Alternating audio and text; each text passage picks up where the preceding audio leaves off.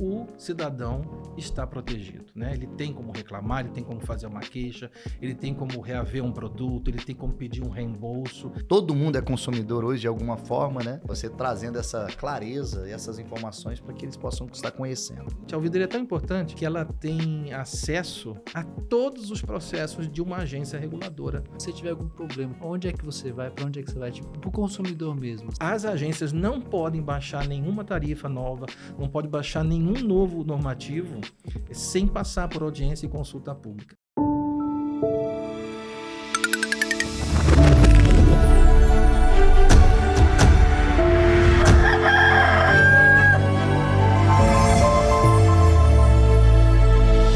Fala pessoal, está começando mais um Lamparina Cast, o podcast mais humano do Brasil. Hoje vamos falar um tema crucial, o direito do consumidor e o papel das agências reguladoras. Além disso, a gente tem um recado bem importante para os pais que têm filhos que estão nessa fase de passar para o vestibular, né? Tá na universidade, né? Estão estudando para o Enem. Eu sou Vitor Mesquita, host, sou violeiro, sou produtor audiovisual, estou com meu amigo aqui, Fábio Gabriel, professor de jiu-jitsu, tem um projeto aqui em Brasília, muito legal. E antes de iniciarmos, se inscreva no nosso canal, aperta no sininho para sempre receber as notificações. O Lamparina Cast, a gente está aqui semanalmente, publicando 2 episódios por semana. E como eu falei, o recado importante para os pais é que se o seu filho está estudando para o Enem, tem uma plataforma que ela é gratuita, que é uma inteligência artificial que vai fazer um direcionamento para o aluno estudar o que ele precisa estudar. A partir de simulados, ele respondendo questões, a plataforma vai entender o que você precisa estudar para você tirar melhores notas no Enem, que é o FIBO. E o FIBO está patrocinando o Lamparina Cash e apresentando também, então a gente tem essa oportunidade de estar aqui com eles e, como eu falei, é gratuito, é só você entrar e colocar seu filho lá que ele já vai poder estudar. É isso, Vitor Mesquita, violeiro de qualidade e produtor também audiovisual de excelência, né? É lógico que eu tenho que fazer o jabá do meu amigo, né? E hoje estamos com uma convidado bem especial, com Renato Lima, servidor da Anatel, Agência Nacional de Telecomunicações, desde 2005 e atualmente está cedido para a Câmara dos Deputados. É jornalista formado pela Universidade de Brasília, com 3 pós-graduações. Mestrado em Ciências Políticas, está cursando doutorado em Ciência Política na Universidade de Lisboa. Seja bem-vindo, Renato, ao Lamparina Podcast. Fábio, Vitor, obrigado pelo convite, estou muito feliz. Nesse podcast passaram por aqui pessoas muito importantes, estou muito lisonjeado por estar aqui e para falar sobre as agências reguladoras, para falar sobre o direito dos consumidores e como que o cidadão pode interagir e buscar seus direitos, tanto nas operadoras quanto nas próprias agências. Renato, a gente está em mês de março, né? E é o mês do consumidor. Se você puder contar um pouco da história, como é que surgiu isso, né? Bem, até 1988, né, com a Constituição do Brasil, o direito do consumidor era difuso em várias leis esparsas, né? Com a lei, né, o Código, que é a Lei 8.078, em 1990, essa lei foi publicada, faz 34 anos. Sim. Agora esse ano, todos esses direitos foram consolidados, direitos e deveres, né? Também tem deveres. Sim. Também do consumidor. Uhum. Né? Foram consolidados no CDC, no Código de Defesa do Consumidor, e a partir de então, o cidadão está protegido, né? Ele tem como reclamar, ele tem como fazer uma queixa, ele tem como reaver um produto, ele tem como pedir um reembolso, que antes ou era um presente que a empresa dava para ele, ou então ele ficava a ver navios. Então, com a legislação, isso avançou muito no Brasil. É uma legislação moderna, ela já nasceu moderna, ampla, já foi comparada com outros países, então ela nasceu já bem avançada, e não é à toa que ela está aí há 34 anos, nunca sofreu grandes alterações e vem protegendo o consumidor. É claro que muita coisa ainda pode melhorar, mas pelo menos o consumidor não está desprotegido. Uhum. Com certeza, isso a gente pode... É a nossa busca, né? Trazer estas informações para que o consumidor, nosso ouvinte é um consumidor, todo mundo é consumidor hoje de alguma forma, né? estar ali com essas... você trazendo essa clareza e essas informações para que eles possam estar conhecendo. E o próprio código em si, tanto digital como o livrinho, né? Pela própria lei, tem que ficar disponível. Então, se você vai abastecer o tanque do seu carro, está lá o Código de Defesa do Consumidor. Se você vai a uma pizzaria, né, jantar com a sua família, está lá do lado o Código de Defesa do Consumidor. Se você vai numa operadora de telefonia comprar um plano, está lá o código impresso para você ter acesso. Em todos os lugares, né? E o digital também, que é pela internet, você baixa rapidamente a lei e fica... E também os institutos de defesa do consumidor, não só o PROCON, como o IDEC, com todos esses institutos que também defendem o consumidor. Então, houve um avanço muito grande. Sim. Muito grande. Como é que as agências regulam isso? É excelente pergunta, Vitor, porque às vezes falam assim, as agências são órgãos de defesa do consumidor? A resposta é não, as agências não são órgãos de defesa do consumidor, né? Já existem os órgãos de defesa do consumidor, mas as agências pertencem ao Sistema Nacional de Defesa do Consumidor. Porque como elas têm interface com o cidadão, com o usuário, com o consumidor, então elas regulam também, elas mediam também essas relações entre as concessionárias, as distribuidoras, as operadoras e o próprio consumidor. Então, nesse aspecto, sim, a agência ela tem esse viés de consumidor, mas ela não é, classicamente falando, um órgão de defesa do consumidor. O usuário que tiver algum problema com alguma empresa regulada, vamos dar um exemplo, um plano de saúde, né? Você teve um problema com o seu plano de saúde. Você primeiro, né, tenta resolver o problema com a sua operadora. A empresa lá, não vou citar nomes aqui, né? Mas todos sabem, as empresas que são planos de saúde. Não resolveu o problema com a operadora, com o operador, aí recorre, nesse caso, à Agência Nacional de Saúde Suplementar, a ANS. E assim eu poderia dar vários exemplos aqui. Você está com um problema de fornecimento de energia elétrica na sua casa ou no seu apartamento ou na sua casa de campo, a energia está sendo cortada demais, picando demais, há problemas de interrupção e de frequência da energia. Tenta resolver primeiro na distribuidora de energia do seu estado. Não resolveu? Recorre à ANEEL, Agência Nacional de Energia Elétrica. Então, as agências reguladoras, aqui eu poderia dar vários outros exemplos, né? No caso, por exemplo, eu tive mesmo recentemente uma questão de bagagem, né? Eu nem precisei recorrer à ANAC, a Agência Nacional de Aviação Civil, nem precisei, porque eu recorri à companhia aérea e ela resolveu o meu caso. Eu fui restituído, recebi até uma mala nova e tudo mais. Então, não foi preciso chegar na agência reguladora. E isso eu queria também dizer aqui.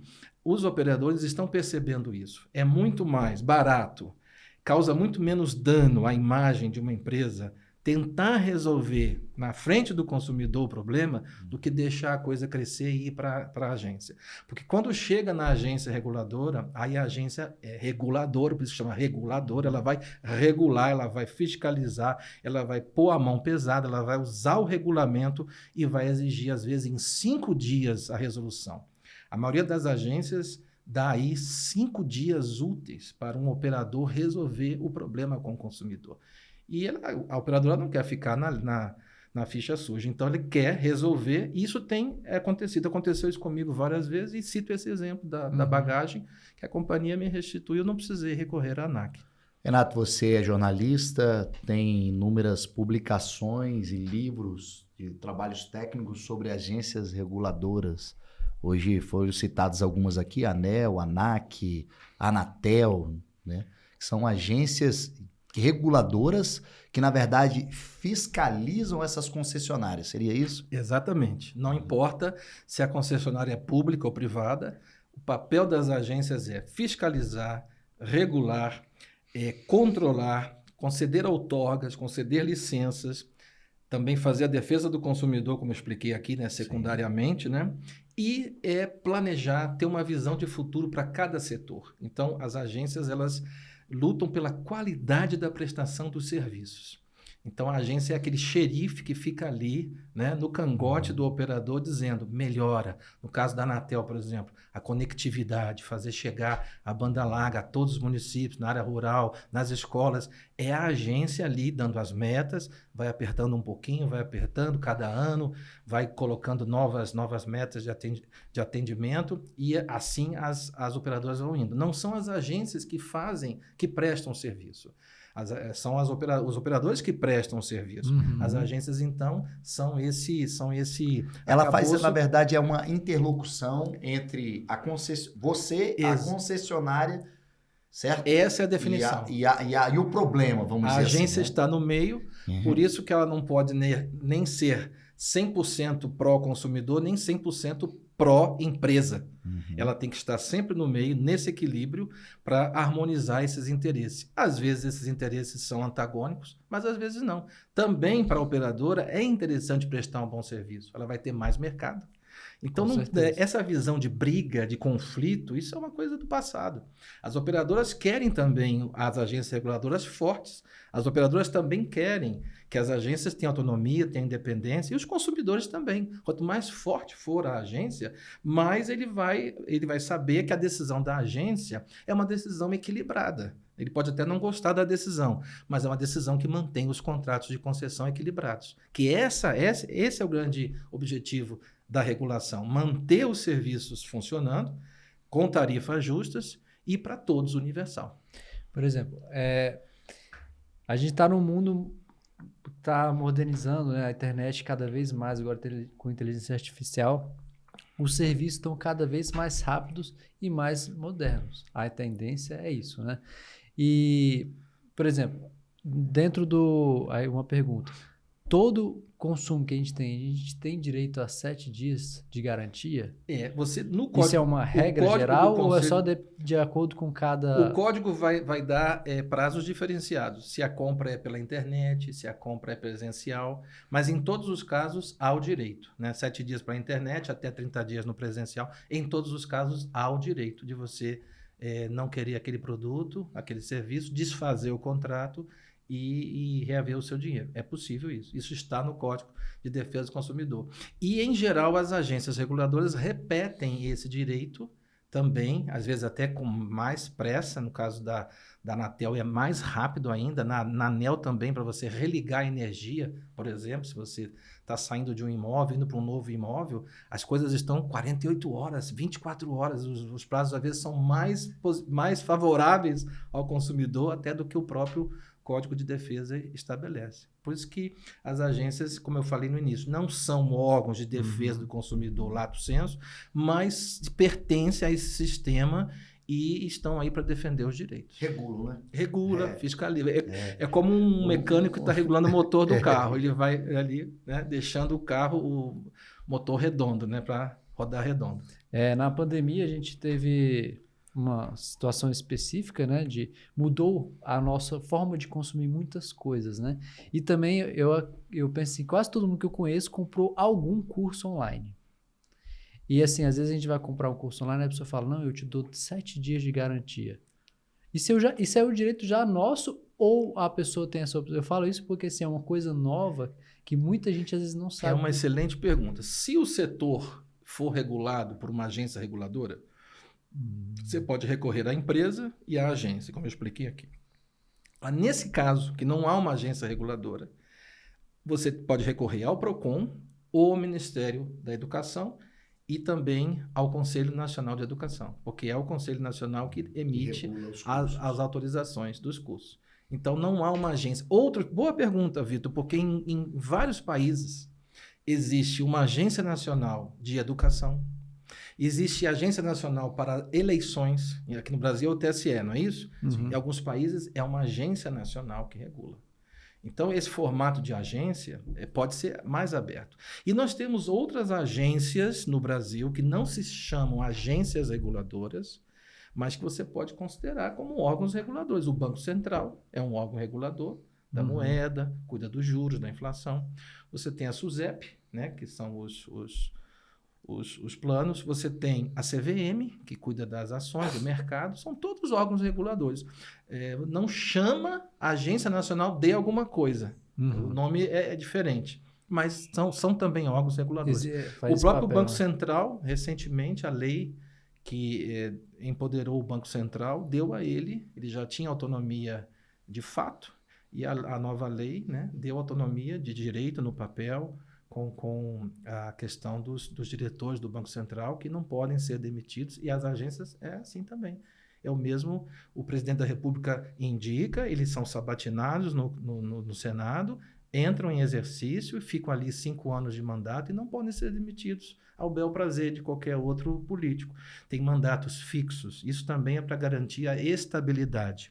E o Brasil quer entrar na OCDE, né, que é a Organização dos Países do Pacífico, né, Desenvolvimento Econômico. E uma das exigências para o Brasil estar na OCDE é ter um sistema regulatório forte, com agências independentes, né, do governo e de todos. A captura, que está na teoria clássica da ciência política, fala que pode haver captura pelo setor regulado, pode haver captura também pelo governo, pode haver captura pelos consumidores, pode haver captura de todos os lados. Então, a agência tem que estar sempre no meio para prestar um bom serviço em equilíbrio.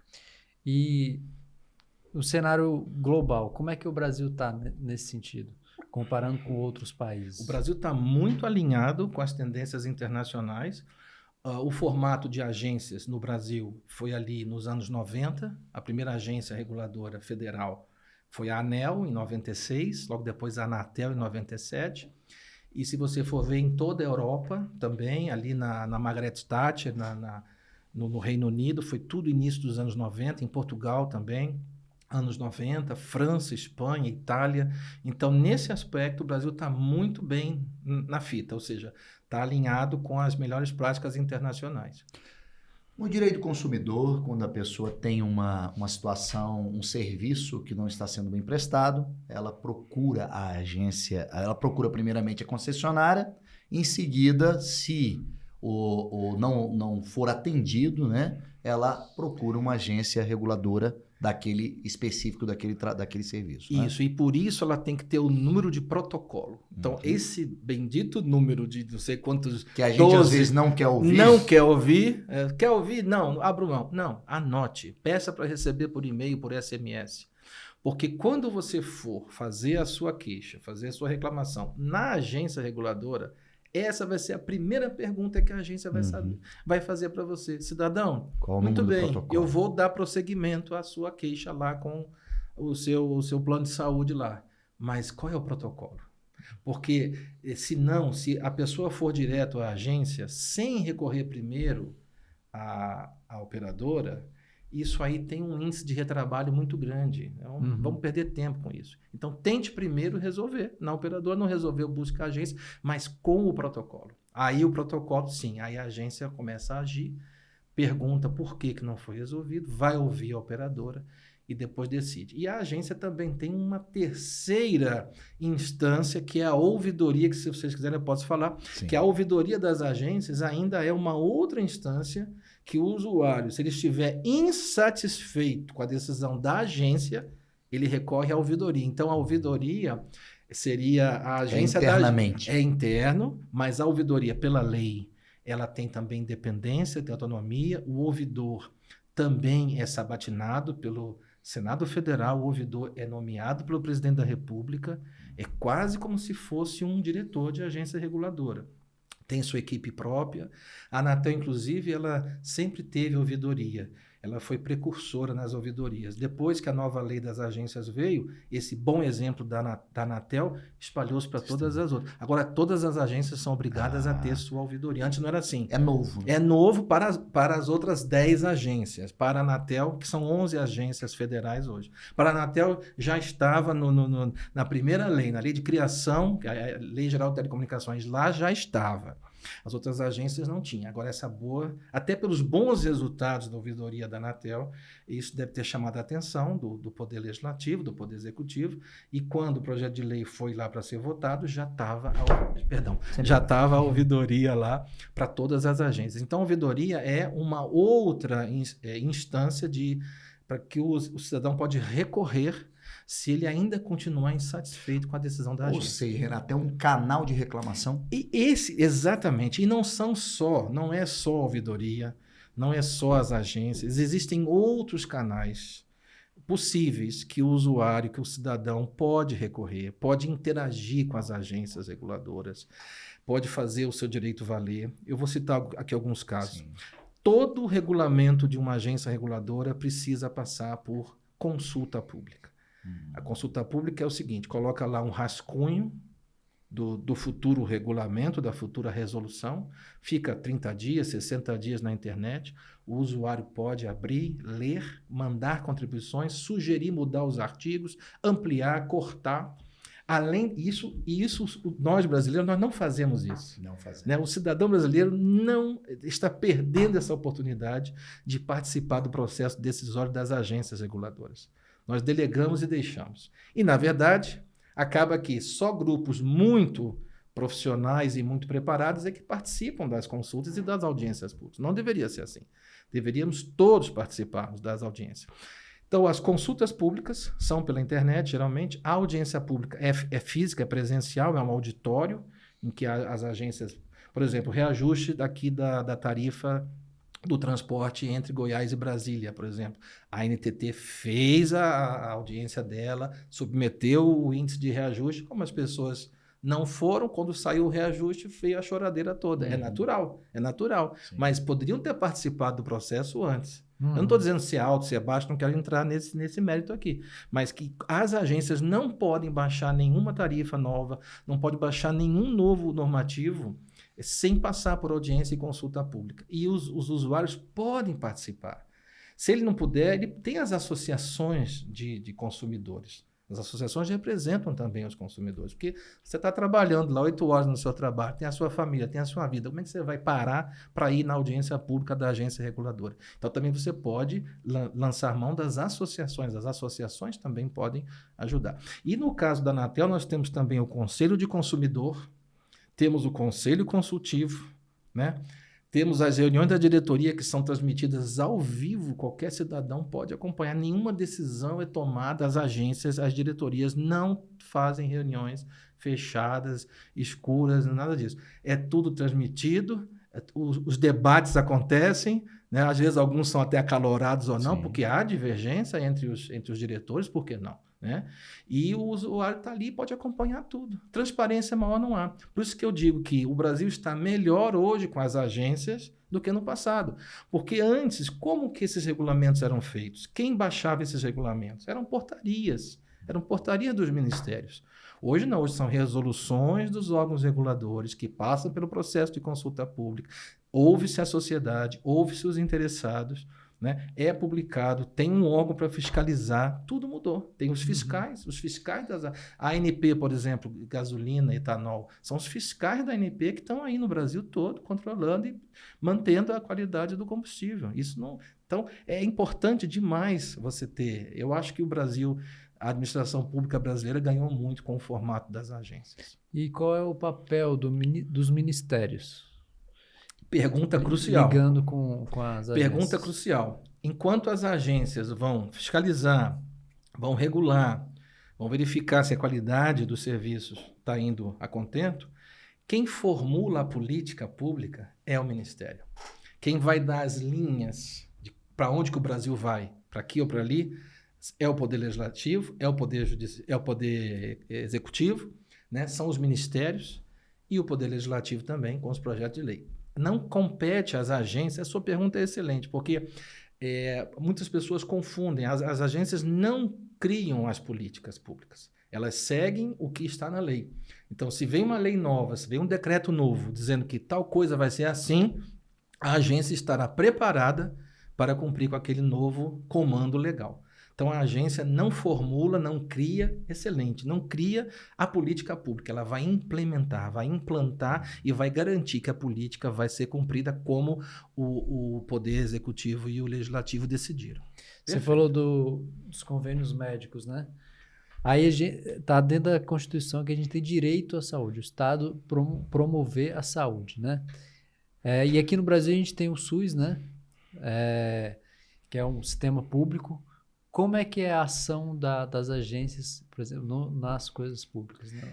Isso, não tem diferença. É a mesma coisa. A agência vai exigir o mesmo grau de qualidade do público e do privado. Então, no caso da educação pública, da saúde pública, da educação privada, da saúde privada, a empresa de energia, não importa para a ANEEL, por exemplo, se quem te entrega a energia na sua casa é uma distribuidora privatizada ou é uma distribuidora que ainda faça parte do governo do estado. Interessante. Não, as regras são as mesmas. Eu pensava que justamente as agências reguladoras só regulavam, vamos dizer, as agências, a parte privada, né? O seu pensamento é correto, porque vamos dar um exemplo da telefonia. Todas as operadoras são privadas, tirando a Telebrás, mas a Telebrás tem um papel diferenciado, de política, de implementação, de expansão. Mas aí é diferente. Mas ela não vende celular para você, né? Então, tirando esse caso, todas são privadas. Você vai abastecer o seu carro também. A Petrobras também é uma sociedade de economia mista. Então, é tudo no ambiente privado. Então, não existe nenhum tratamento diferenciado se a empresa é pública ou privada. O que a agência vai exigir é o cumprimento dos regulamentos, é a qualidade e que os direitos dos consumidores sejam preservados. Renato, a gente sabe que hoje o poder legislativo é um poder bem atuante, né? Então, existem atritos entre o regulador e o legislador. Eu sei que você tem livro escrito a respeito disso. E como lidar com isso e como você... Existe como dizer, um deputado ele pode derrubar uma decisão de uma agência reguladora? Ele pode derrubar uma decisão de uma agência reguladora. Existe no processo legislativo uma figura chamada decreto legislativo. Então, ele vai apresentar um projeto de decreto legislativo. Eu me lembro bem, no caso durante a pandemia, houve vários projetos de decreto legislativo com decisões da Anvisa. Me lembro também no caso da sibutramina, também, que é aquele medicamento que a Anvisa estava para aprovar ou não. Também houve vários projetos de decreto legislativo tentando chumbar, tentando vetar, tentando anular o efeito. Existe sim essa possibilidade, né? Porque se o mesmo Congresso Nacional delegou às agências reguladoras o poder normativo para regular e fiscalizar, ele também tem que ter o mesmo poder se houver alguma exorbitação, se a agência exceder no seu direito, ele também tem o direito de dizer, você não pode tanto assim. Então, existe essa possibilidade, né? E esses atritos, eles acontecem não só através do projeto de decreto legislativo. Os atritos também, por exemplo, pode ser um discurso no plenário criticando uma agência, considerado um atrito. Um projeto de lei baixando algum regulamento que a agência já faça, às vezes a regulação da agência já é favorável ao consumidor e o parlamentar insiste em fazer um projeto, às vezes, semelhante, desnecessário. Então, cabe à agência chegar perto do político e explicar, deputado, senador, vai por outro caminho, porque esse caminho aqui já está regulamentado e é mais até benéfico ao consumidor. Sim. Geralmente, acaba sendo mais benéfico ao consumidor. Então, você tem os discursos, tem os projetos de lei, tem as audiências públicas. Às vezes, o Congresso faz uma audiência pública quando há algum problema com alguma agência, então acaba também sendo atritos também. Na verdade, o que é preciso conciliar é a agenda política do parlamentar com a agenda técnica da agência reguladora. Então, a agência tem que cumprir a política pública e o parlamentar tem que cumprir as suas promessas de campanha. Ele está ali para responder à base dele os projetos que ele prometeu. Eu vou levar a telefonia lá para o interior do município lá. Então, isso é totalmente natural, compreensível, né, numa democracia. Então, e esses atritos acontecem mesmo. O que precisa é as agências participarem mais do processo legislativo, prestarem mais informações para os políticos, para reduzir esses atritos. E também, né, se me permite a sugestão, os políticos também poderiam participar mais do processo normativo das agências, participando das consultas, das audiências públicas. Então, eu acho que há possibilidade de melhoria dos dois lados, para que os dois se aproximem mais e possam contribuir com a qualidade da regulação. Renato, eu sei que você é estudioso quanto ao assunto. A relação entre agências e parlamento, ela é positiva ou é negativa hoje? Ela é positiva, porque os dois querem a mesma coisa, né? Enquanto o parlamentar está ali buscando uma melhoria para o seu eleitor, a agência tem o mesmo foco. Às vezes é que a forma de chegar lá é diferente. Enquanto o político ele está mais ali acalorado, o sangue ferve, ele faz um discurso apaixonado, o regulador não, ele é mais técnico, ele é mais moderado, ele é mais equilibrado, ele tem que ouvir todos os interessados. Uma resolução, antes de ser publicada, tem que passar por consulta pública, tem que ouvir todos os lados, e às vezes são lobbies fortes, e são opiniões muito antagônicas. Então, nisso aí, mas te respondo, não quero fugir da tua pergunta, mas sendo bem franco mesmo, os dois estão com o mesmo objetivo, é só mesmo a forma. Um é mais apaixonado, é a política, né, que esquenta os corações, e o regulador, naturalmente, ele é um pouco mais técnico, ele é um pouco mais... Ele tem que ver como um todo, né? Vamos dizer assim, a agência ela tem uma diretriz, é ver como de maneira geral. O político, na verdade, o parlamento, o político ele está justamente as promessas de campanha direcionado para especificamente aquele público, aquele setor que ele quer. Né? Mas, por exemplo, no caso das vacinas, foi uma decisão importante, né? Que permitia as importações sem todos os testes. Isso, se você fosse olhar apenas ao pé da letra daquele momento, não se poderia fazer. Aí precisou o parlamento fazer um projeto de lei autorizando a importação de vacinas experimentais. Só para dar um exemplo de que, na verdade, os dois querem a mesma coisa, depois a Anvisa veio, autorizou todas as vacinas e graças a Deus a gente avançou nisso aí. O Lamparina Cast é o podcast mais humano do Brasil e todo mundo, né, como o Fábio falou, é consumidor, né? E assim... Inclusive os funcionários das agências reguladoras. A gente está sempre consumindo alguma coisa. Aqui a gente está usando energia elétrica, né? Estamos bebendo água, estamos gravando, né, com equipamento, né? Chegamos aqui, botamos gasolina no carro, né? Enfim, são diversos consumos que a gente vai tendo durante o nosso dia a dia. E assim, é um assunto bem técnico, né? A gente te recebendo aqui é uma oportunidade para a gente conhecer um pouco mais, assim. Aí agora, assim, deixando bem suave, bem assim, cara, o que você precisa, se você tiver algum problema, onde é que você vai, para onde é que você vai, tipo, para o consumidor mesmo, assim? Bem, todas as agências têm o seu 0800, ou às vezes é um telefone como 133, aqueles telefones de 3 números, né? Mas geralmente são 0800. Então é muito fácil entrar em contato com as agências. Também pode ir pessoalmente, eu sei que as pessoas hoje em dia não têm muito esse hábito, mas também pode ir pessoalmente às agências também. Pode mandar por e-mail, pode preencher um formulário no site da agência, né? Pode participar do Conselho de Consumidor, pode ir nas consultas, nas audiências públicas e a ouvidoria das agências, que eu queria realmente deixar bem aqui.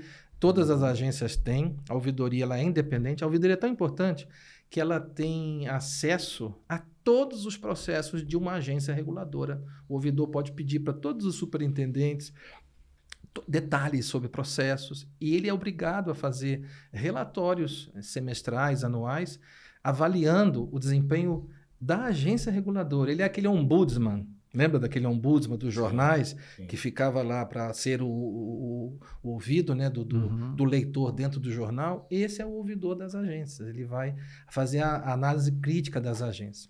Então, o que eu mais recomendo mesmo é o 0800 ou o telefone 133, 122, depende de cada agência, né? Mas que sempre tenha o protocolo da reclamação anterior. Porque isso é que vai dar liga e que vai acelerar. E também vai mostrar que você, usuário, está seguindo os procedimentos. Você não está querendo bypassar ninguém, não está querendo enganar ninguém. Você, olha, eu estou sendo verdadeiro, estou tentando resolver o problema do meu plano de saúde lá. Não consigo. Então, eu estou recorrendo à ANS. Eu estou tentando resolver um problema de energia elétrica. Não consigo. Aí eu vou na ANEEL. Então, esse é o espírito da regulação. Que o usuário tem esse direito, é mais alguém para defendê-lo, mais alguém para ajudá-lo. E, às vezes, ele pode não concordar com a decisão da agência. Porque como foi a agência que escreveu o regulamento, a agência vai dizer, olha, nesse caso o senhor não tem direito a tal coisa. Aí ele pode recorrer à ouvidoria, que é a terceira instância dessa. Então, primeiro na operadora, segundo na agência e terceiro na ouvidoria da agência. Quando você falou 0800, né? Eu já lembrei assim, de quantidade de vezes que eu peguei e liguei no 0800 da operadora. Aí tava começando a falar com a pessoa, porque primeiro foi a secretária eletrônica meia hora, 40 minutos. Aí atende o atendente e cai a ligação, aí se liga de novo. Assim, eu já vi que tá cada vez mais difícil você conseguir, por exemplo, falar com um atendente, uma pessoa normal dentro das operadoras. Até chegar no digite 9 para falar com falar dos com nossos Às vezes é atendentes. 40, 50 minutos. É. E a gente tem uma regra que a gente não pode, o banco não pode esperar uma fila mais do que 30 minutos. 30 minutos no se eu não banco. me engano. E às vezes a gente passa 1, 2 horas no telefone. Como é que as agências reguladoras Mas olha, o trabalham telemarketing, isso? isso é o telemarketing, né? Uhum. Ele já foi mais complicado no passado. Hoje, a Anatel tem atuado muito sobre isso, e não só a Anatel, todas as agências também têm o telemarketing das suas próprias operadoras, e agora está mais apertado. E outra coisa, quanto mais problema dá a operadora, pior é a avaliação dela no ranking de qualidade. E hoje, tudo que ela faz, que não é... Por exemplo, quando um avião não sai no horário previsto, se ele não sair até 15, 20 minutos, por que às vezes a companhia fecha a porta e fala, fechamos a porta do avião dentro do horário? O que ele está querendo dizer? Está querendo dizer assim, ANAC, nós estamos cumprindo a sua resolução. É isso que ele está querendo dizer. Então, quando ele fica muito tempo esperando, ele sabe que vem uma multa, ele sabe que vai vir alguém vai reclamar. E são multas altas? Depende da agência, pode chegar até 50 milhões de reais. Quer dizer, são multas muito altas. Né? Eu vejo, Renato, que a gente tem que utilizar mesmo a parte das operadoras, em seguida a parte das reguladoras, que isso realmente evitaria, vamos dizer, 90% das ações.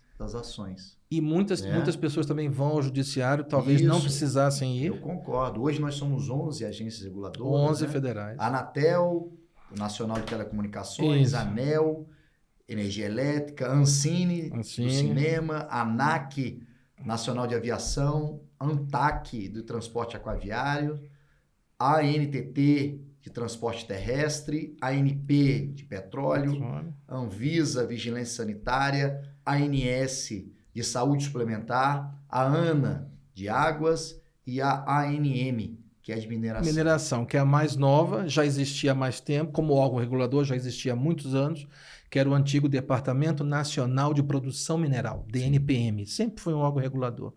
Mas agora entrou, né, no formato de agência nacional. Você citou bem, são 11, e para todas elas... O que está faltando, Fábio e Vitor, é o seguinte, é essa cultura... É a mobilização, a cultura da divulgação, das pessoas entrarem, isso, buscarem. Educação, né? saber os direitos, saber Isso. que a gente tem esses direitos. Né? Então, uma cultura da regulação que precisa mais esforços para que a gente divulgue mais, para que o usuário saiba que não resolveu com o seu prestador, né? Ele pode tentar resolver com a agência reguladora. E funciona. Eu também, como cidadão, também já recorri várias vezes às agências, né? E confesso que sempre foi resolvido. Às vezes é em menos de 5 dias, porque as resoluções dão que 95% dos casos devem ser resolvidos em até 5 dias. Então, só 5% são casos mais espinhosos que não se consegue resolver tão rapidamente. E nas 3 ou 4 vezes que eu recorri a várias das agências aqui, eu fui sempre atendido e resolvido antes dos 5 dias. Eu concordo. Realmente aqui no Lago Norte, aqui cai energia a todo momento, né? Todo momento, 2, 3 vezes por dia. E aí a ANEEL, que é a Agência Nacional de Energia Elétrica, entrou aqui junto à concessionária e está melhorando. E outra coisa, resolvendo. E na conta de luz aparece lá os indicadores de qualidade que a distribuidora eventualmente não cumpriu, e ela tem uma penalidade financeira. Você vê lá, você tem um desconto. Se você talvez não tenha percebido. Vamos supor que a conta é de R$500. Aí tem lá, penalidades por descumprimento da interrupção e do fornecimento. Tirou lá 10, 15, 20 reais. Ótimo. Já vem automaticamente se a operadora não cumprir os indicadores que a ANEEL coloca lá. Isso, meus amigos. Então, vamos conhecer mais para que a gente possa usar esses meios, o que nós temos. Olha, foi citado o seguinte, você procura a operadora, não deu certo, procure a agência reguladora. Não deu certo, coloque para a ouvidoria. Eu acredito que uma dessas 3 vai dar certo, evitando justamente a quantidade de ações que nós temos aí no judiciário. E isso é uma forma de trazer esclarecimento. E você que está em casa, procure aí esses telefones aqui, tem de fácil acesso aqui na internet. E entre em contato, procurem resolver os seus problemas. E antes de procurar até a operadora, eu acho que a pessoa vê, né? Se realmente foi uma falha da operadora ou mesmo a pessoa comprou sem perceber, consumiu uma coisa. Porque também tem isso, né? Às vezes a pessoa, no calor da emoção, compra uma coisa, aí quer se arrepender, aí quer usar um recurso ali, etc. Por exemplo, comprou um aparelho que é 110, ligou na energia de 220, queimou. o negócio explodiu. E quando cai um raio, por exemplo, e aparelhos são queimados, a operadora, a distribuidora tem que ressarcir. Então, quer dizer, tem que separar o joio do trigo, de quem realmente teve o equipamento queimado por uma descarga elétrica, de um raio, de um problema qualquer, de uma pessoa que está se aproveitando da legislação para ser beneficiada. Então, isso eu concordo contigo. E você falou de cidadão, né? Você, Renato, puder falar do trabalho que você tem dos vicentinos, o impacto social desse trabalho. Essa é outra questão também que, obrigado por falar isso, que é minha vida, né? Além da minha família e meu trabalho, ser vicentino é minha vida. Vicentino é um grupo da Igreja Católica, nós trabalhamos com caridade, nós visitamos famílias carentes e também temos lares de idosos, temos creches, então é um trabalho que tem essas visitas domiciliares, mas também tem as obras sociais. Estamos no Brasil todo, estamos no mundo todo, estamos em 155 países no mundo todo e basicamente é querer construir um mundo melhor, querer fazer as pessoas felizes, ajudá-las. Às vezes não é só uma cesta básica. Eu vou dar um exemplo do nosso grupo aqui. A família assistida, o moço é um garçom, mas ele estava com os dentes, com problema nos dentes. Um garçom que não está com os dentes bonitos, não é apresentável. Então, essa pessoa não queria uma cesta básica. Ela pediu assim, Vicentino, você pode pagar o tratamento dentário para mim? Então, o grupo votou, aprovou, pagamos, deu lá seus 700, 800 reais. Hoje, quando ele se encontra com a gente, é um sorriso só. É um sorriso também, só, né? Nós também. E ele está empregado, inclusive fazendo biscates, fazendo serviço ao final de semana, reforçando a renda dele. Então, o vicentino, talvez, às vezes, é conhecido como entregador de cesta básica, né? Mas o nosso trabalho não é esse. A gente vê a necessidade da família. Naquele momento é o alimento? Ok, então vai ter um reforço no alimento. Leite, fórmula, aquele leite para criança? Então vamos reforçar na fralda e no leite. Aqui são consultas médicas? Vamos ajudar nos remédios e nas consultas médicas. Então, o que é o vicentino? É a pessoa que quer o mundo melhor. É ser altruísta, é querer o bem do próximo. E até assistência também espiritual, né? Sim. O lema do vicentino é amor, caridade e justiça. Não é isso? Muito bem, perfeito.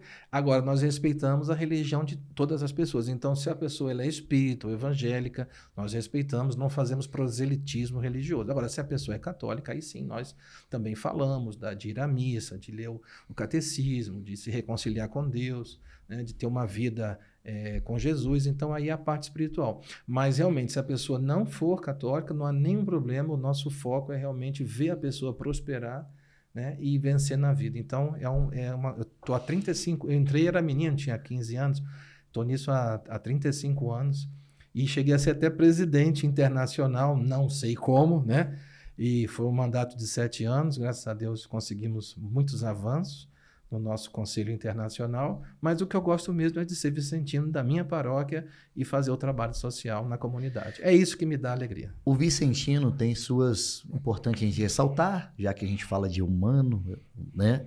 Que os vicentinos têm suas virtudes inseridas no seu lema, né? Diga simplicidade, humildade, mortificação, mansidão e zelo. E zelo apóstolo. São as 5 virtudes vicentinas, né, que basicamente é o que Jesus falou, né? Amar a Deus sobre todas as coisas e amar o próximo como a ti mesmo, que são os 2 maiores mandamentos, que é a coisa mais simples do mundo, né? A gente estava conversando aqui antes, né, Vitor? Que parece que o mundo está muito egoísta. O mundo parece que sempre foi muito egoísta, né? Então, compete a nós, pessoas altruístas de todas as religiões, que querem mudar a realidade. Os governos podem muito, mas não podem tudo, né? O terceiro setor vem para ajudar, vem para colaborar, são complementares, então compete a nós também. E aquela sensação de dever cumprido, né? De que fiz alguma coisa, não passei a minha vida só pensando em comprar um carro, em viajar, ou, sabe, bens materiais, que durante a minha vida, eu ajudei as pessoas. E às vezes é engraçado que às vezes é uma coisa tão simples para a gente, pode ser uma coisa tão simples para a gente, como foi esse tratamento dentário, que custou R$700, mas não vou dizer o nome dele, né? Mas o nosso amigo garçom não pode nos ver. Então, eternamente grato a um trabalho, uma coisa simples, que foi o dentista que fez, patrocinado por nós. Mas agora ele pode trabalhar. E o melhor programa social, essa frase não é minha, que se fosse minha seria ótima, mas o melhor programa social que existe é o emprego. Essa frase é do ex-presidente Ronald Reagan, dos Estados Unidos.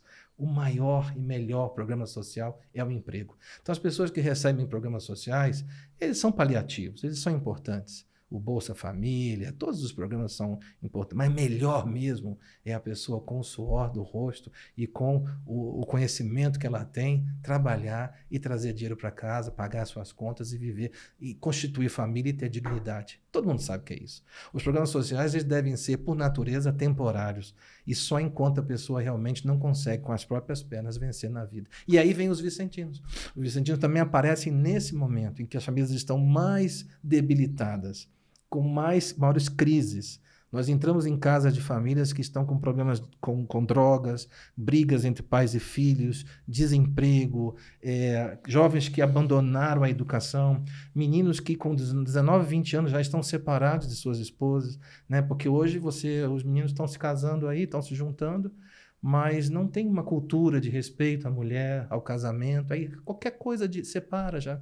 Então o Vicente também vem para explicar isso, calma, não é assim, não tem nenhuma pessoa perfeita, somos todos pecadores, nós temos que aceitar as pessoas como elas são, né? E pensar no futuro, pensar em algo melhor para o futuro. Esse também é um conselho que o Vicentino dá na visita. A visita não é só para deixar uma cesta, uma fralda, um leite, é também para conversar, tomar uma água, um café, conversar com as famílias e ver assim, no que a gente pode ajudar você nesta semana, neste momento? O que está precisando? É uma madeirite aqui? É uma telha? É um cimento também? É um material escolar do seu menino? É uma mochila? Às vezes pedem uma mochila, mas pede com tanta vergonha, né? Pode pedir. Aí às vezes é uma mochila que vai dar uma alegria para uma família. E às vezes uma família tem 3, 4, 5 mochilas sobrando. Sim. Um jovem de classe média tem 3, 4, 5. Todo ano troca de mochila. E a família pobre não tem essa mochila, né? Então, são coisas muito simples. Eu, como vicentino, passei a entender que o mundo é muito simples e as coisas são fáceis de serem resolvidas. Nós é que precisamos entender o nosso papel nesse mecanismo todo. Hoje nós assim, sociedade que eu digo, são mais de 800 mil vicentinos no mundo, é isso? No mundo, e o Brasil é o maior país vicentino do mundo. Nós temos aqui 150 mil desses 800 mil homens e mulheres e jovens, idosos, que praticam aí a caridade dentro dessa associação. E o Brasil é o país mais pujante, mais forte, e por isso que diziam que algum dia um brasileiro seria presidente internacional. Eu só não sabia que ia ser eu, mas nunca pensei. Mas isso ia acontecer em algum momento mesmo. Inclusive, por exemplo, a ouvidoria, eu criei a ouvidoria lá na nossa sede internacional. Porque aqui no DF eu também implantei ouvidoria dentro dos vicentinos. Nós também temos ouvidoria dentro dos vicentinos, para receber reclamações, elogios, críticas, comentários, né? Denúncias também, espero que não, mas está lá para receber tudo, né? Onde há ser humano pode haver falhas de caráter, né? Então a ouvidoria está lá. Então eu implantei a ouvidoria aqui em Brasília, dentro da nossa entidade, e implantamos a ouvidoria também lá. E não posso negar que também copiei um pouco do modelo das agências, né? Peguei ali o jeitão de uma ouvidoria, de uma agência reguladora, e levei lá também para os vicentinos, né? E tem funcionado. Lá nós também temos essa exigência, que em 95% dos casos seja resolvido em 5 dias. Eu levei esse mesmo indicador de qualidade para lá.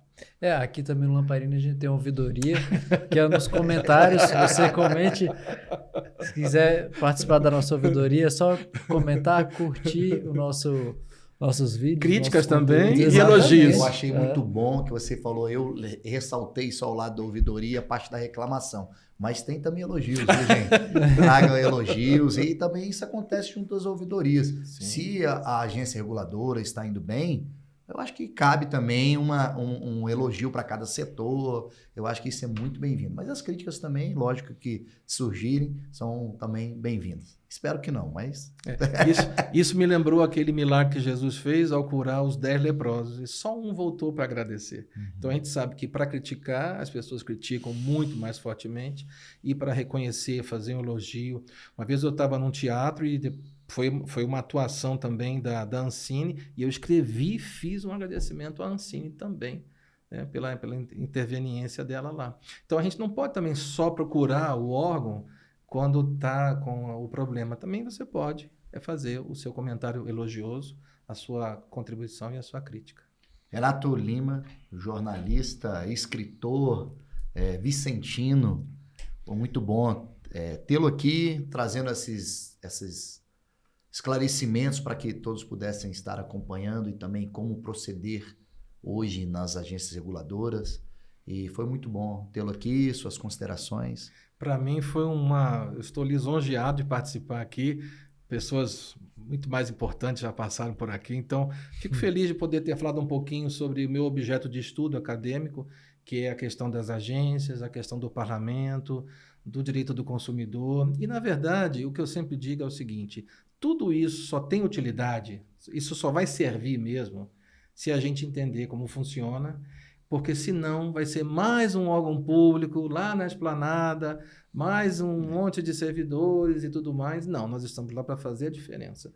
Nós somos servidores concursados, conhecemos do assunto, estamos à disposição para atuar de maneira bem urbana, probo, maneira correta, que esse é o nosso papel. Então, agradeço demais por ter contribuído aí em disseminar um pouco mais essa cultura da regulação e de estimular os nossos ouvintes, né, a procurarem as agências quando não tiverem resolvidos os seus problemas com as operadoras.